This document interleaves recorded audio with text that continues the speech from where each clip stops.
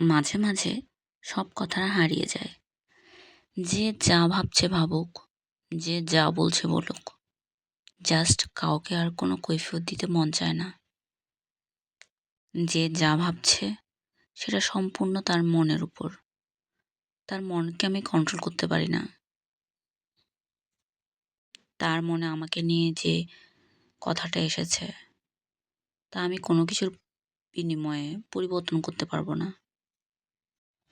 এখন যেন সব দিক থেকে, সব কিছু থেকে নিজেকে গুটিয়ে নিতে সবচেয়ে বেশি ভালো লাগে।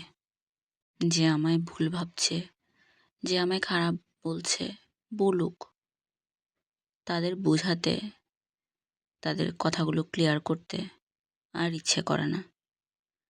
নিজের কথা এখন নিজের ভেতর রাখাটাই আরামের বোধ করি।